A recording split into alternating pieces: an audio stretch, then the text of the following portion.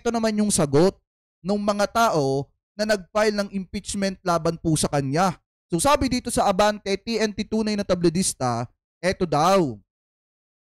Hirit ng Akbayan Sulon or Akbayan Congressman.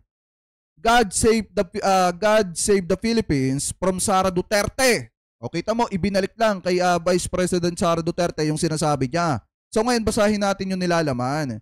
Sabi dito, eto daw, sumasang-ayon si Akbayan Party List Representative Percy Candanya o Sendanya sa sinasabi ni Vice President Sara Duterte na dapat iligtas ang Pilipinas. Pero sinabi ni Sendanya na ang Pilipinas ay dapat iligtas kay Duterte at sa kanyang pamilya. Ito yung pagkakasabi. Vice President Sara Duterte, play of God save the Philippines, or nagsabi na isalba daw ng Panginoon ng Pilipinas. Is deeply ironic coming from the someone who has consistently failed to save the public funds from misuse, protect education from the corruption, and defend our fisher folk and frontliners from the China harassment in the West Philippine Sea, sabi ni Sendanya. Kasi nga mga kababayan, paano mo nasasabi na iligtas ng Panginoon ang Pilipinas kung ikaw nga mismo hindi mo nagawa na iligtas yung pera ng mamamayang Pilipino at hindi mo nagawa na iligtas yung mga estudyante, yung mga kabataan natin sa edukasyon, mga kababayan. Di ba? Sa pamumuno ni Vice President Sara Duterte, palpak mga kababayan ng DepEd. Pumalpak ang DepEd, pumalpak ang edukasyon dito sa ating bansa sa loob ng kanyang pamumuno. At ang isa pa dito, hindi niya nailigtas mga kababayan ang pera ng taong bayan sa mga korupsyon. Ano po, dahil mismong siya mga kababayan, yung isa sa di umano, nagiging ulo pa ng pangungurap ng pera ng mamamayang Pilipino dito sa ating bansa.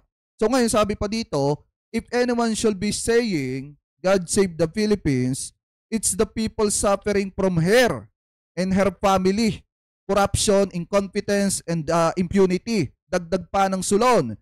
Iginit din ni Sendanya na dapat sagutin at akuin ni Duterte ang responsibilidad sa kanyang mga ginawa partikular sa paggastos ng daan-daang milyong confidential funds. Ayan, kung talagang gusto mong mailigtas ang Pilipinas, ibalik mo yung pera ng mamamayang Pilipino. Or kung di naman, at wala na yung pera, dapat akuin mo yung pananagutan nun.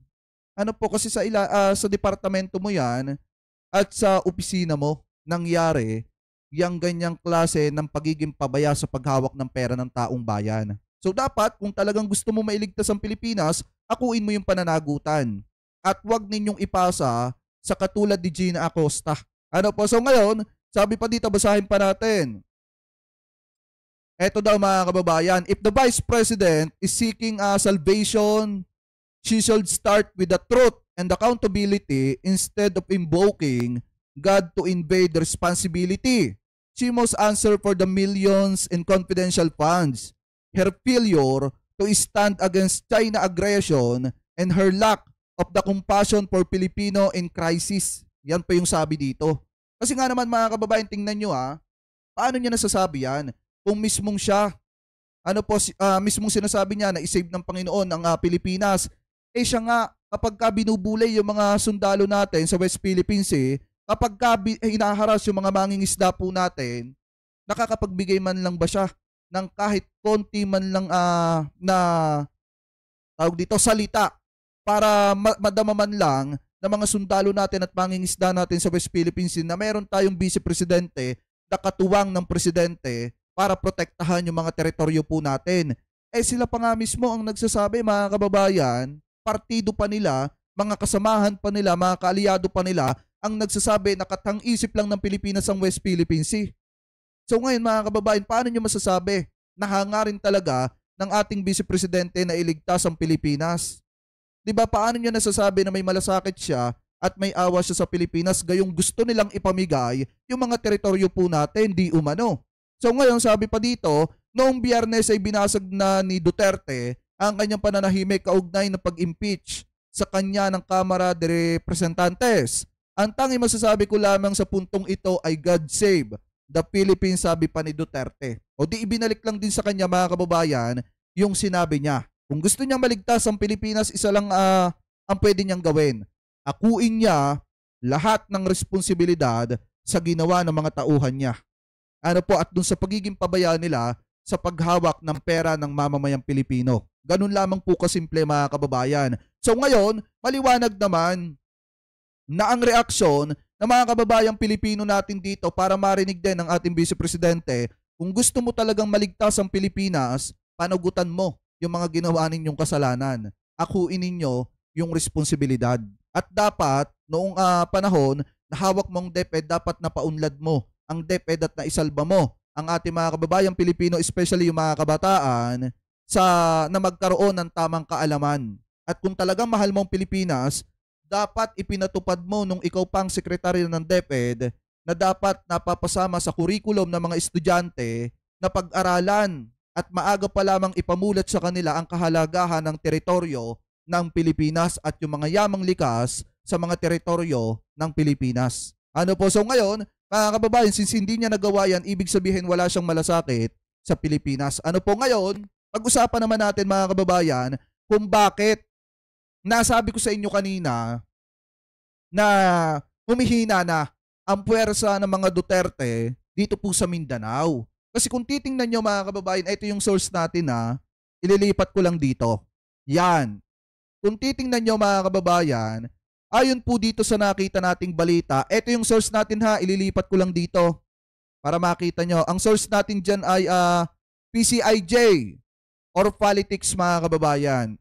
Diyan po galing yung article na babasahin natin. Ililipat ko lang siya dito. So sabi dito, 41 out of 60 Mindanao lawmakers back impeachment bid versus Sara Duterte. So ibig sabihin, sa 60 na congressman sa Mindanao, 41 po yung bumoto. Pero may nakita rin tayong balita kanina na nasa 46 na yung sumusuporta na ma-impeach etong si Sara Duterte. So sabi po dito, ang presidential son at namesake Ferdinand Alexander Sandro Marcos ang una sa 215 na mambabatas na pumirma sa impeachment complaint laban kay Vice President Sara Duterte, na kumpleto din ni Dinagat Island Representative Alan Ecleo ang 1/3 vote na inaatas sa 1987 Constitution or 1987 Constitution para sa third mode para ma-impeach ang Vice Presidente. Ang Kamara ay mayroong 306 na mga miyembro at siya ay ika-102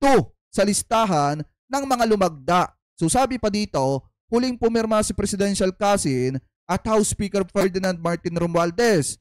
Si Davao del Sur Representative Jan Trasi Cagas ay kabilang sa mga lumagda.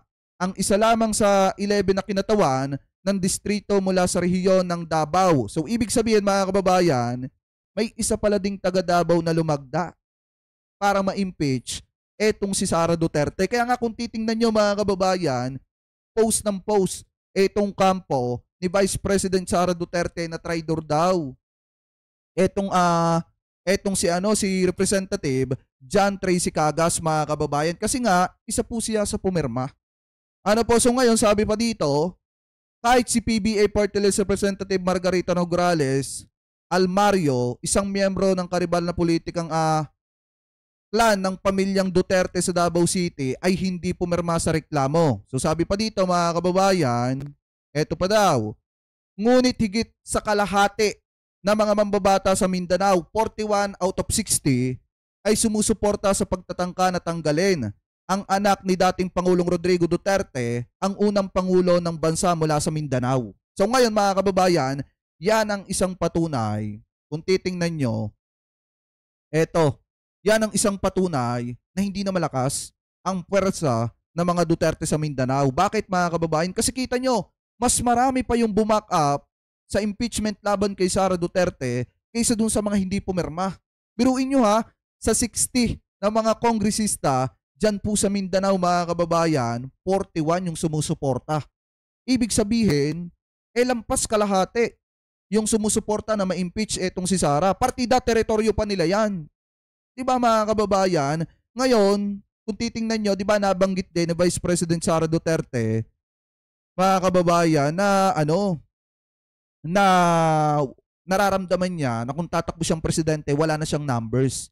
Kasi nga mga kababayan siguro, nakikita niya ito, na 41 na kongresista na taga Mindanao ang bumoto na ma-impeach po siya.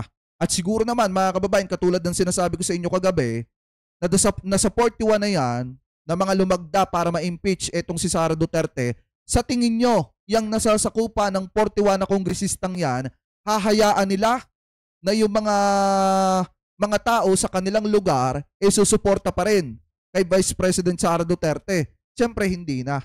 Kaya nga mga kababayan, napakalaki ng impact na sa ating Vice Presidente na marami mga kongresista ang bumoto para ma-impeach po siya. Kasi mga kababayan, yung mga kongresista na bumoto na yan, hindi hahayaan ng mga yan na yung mga tao na nasa kanilang komunidad boboto dito kay Sara Duterte para maging presidente. Ibig sabihin, yung makakalaban niya sa politika, yun pa ang susuportahan ng mga nasasakupan ng mga ito. Kaya nga mga kababayan, kung tatakbo siya sa pagka-presidente, predictable na niyang hindi siya mananalo. Kasi nga mga kababayan, naramdam na niya na wala na siyang 32 million na mga botante at wala na siyang sapat na numbers para manalo pa. Ano po? So yan yung isang patunay. Kaya ako sinabi sa inyo mga kababayan na hindi na siya ganun kalakas. Ano po? Kasi nga 41 sa Mindanao ang bumoto na wag siyang ma-impeach. Na ma-impeach po siya, mga kababayan. And then yung natitira, yun yung mga hindi po bumoto. Pero mga kababayan, tingnan nyo maliwanag na sinasabi dito na si Davao del Sur Representative John Tracy Cagas ay kabilang sa mga lumagda. Ang isa lamang sa 11 na kinatawa ng distrito mula sa rehiyon ng Davao, ang isa-isa mga kababayan, di umano na lumagda. Kaya galit na galit mga kababayan, yung mga Duterte or yung kampo ng mga Duterte dito kay Davao del Sur. Ano po, Tracy Cagas. Kaya nga kung titingnan nyo mga kababayan, may mapapanood kayo dyan ng mga video na kumakalat na tinatanggal yung mga tarpaulin. So siya po yun. Ano po, so ngayon, kung titingnan nyo mga kababayan, dito talaga ako believe din. Kaya Congressman Nograles, kahit kalaban niya sa politika, etong pamilyang Duterte mga kababayan, kahit na dumadating yung point na nagkakaroon sila ng hindi pagkakaunawaan ng pamilyang Duterte, mas pinili niyang wag bumoto para ma-impeach etong si Sara. Ibig sabihin, eto pong si Congressman Nograles, talagang makikita natin na sport pa rin. Bakit mga kababayan? Siyempre, kung iba-iba, lalo na at kalaban mo sa politika, yung kagalit mo sa politika, iboboto mo para mawala na lang yung kalaban mo. Pero mga kababayan, si Congressman Nograles, mas pinili niya na wag bumoto or wag nang makisali. Ano po dun sa issue ng impeachment laban po kay Sara Duterte, para nga naman walang masabi sa kanya yung mga kapartido nila, and then mga kababayan, yung mga taga doon sa Davao. Ano po, so ngayon kung titingnan nyo mga kababayan, eto lang naman yung isang patunay na talagang ang mga Duterte ay wala ng sapat na bilang or wala na silang sinasabing sapat na suporta galing po sa taong bayan. Kasi mga kababayan, dito pa lang makikita natin na sa mismong lugar kung saan sila malakas, mismong marami din palang mga tao ang may ayaw sa kanila. Kasi nga mga kababayan, itong 41 na kongresistang ito, hindi pwedeng sabihing pinilit itong mga ito.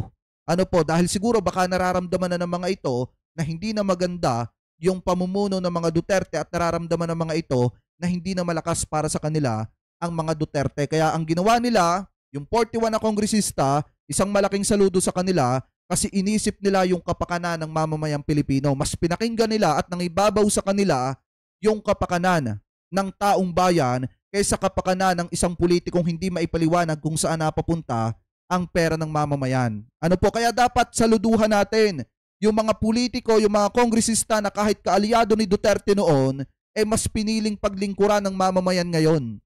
Mga kababayan, dapat sinasaluduhan yan at hindi dapat kinamumurian yung mga kongresistang ganyan. Dapat sinasaluduhan po yan dahil mas iniisip ng mga yan ang kalagayan ng taong bayan kaysa kalagayan ng pamilyang Duterte.